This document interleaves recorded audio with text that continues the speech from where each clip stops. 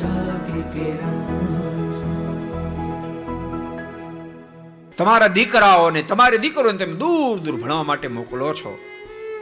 ભારતમાં દૂર દૂર મોકલો અથવા તો વિદેશની ધરતી પર મોકલો છો.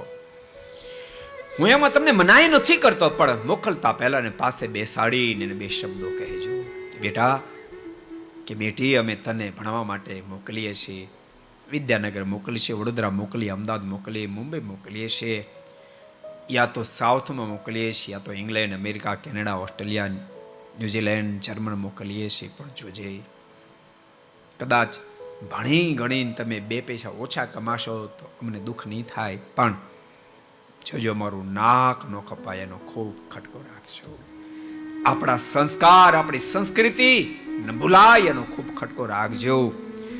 બહુ સાચું કહું છું. પાસે બેસાડી પતિ પત્ની બંને પોતાના જમણા પરના અંગૂઠા પકડાવીને સોગંદ ખવડાવજો કે અમે વિદેશની ધરતી ઉપર કે દૂર દેશાંતરમાં ભણવા ગયા પછી જિંદગીમાં ક્યારેય મોઢામાં મીઠ નહીં મૂકે, જિંદગીમાં ક્યારેય શરાબ નહીં મૂકે, વિચાર એવા પાપડને માર્ગે અમે ક્યારે નહીં જાય, એને પ્રતિજ્ઞાઓ લેવડાવજો, પછી મોકલજો.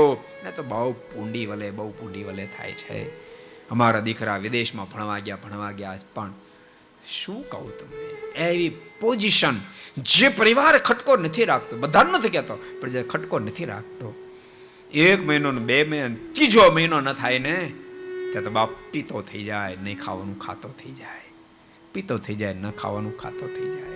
को पसंद आया हो तो लाइक करें और शेयर करना मत भूलिए. सब्सक्राइब करें सरदार कथा चैनल को और बेल आइकॉन पर क्लिक करना मत भूलिए लेटेस्ट वीडियो सबसे पहले पाने के लिए.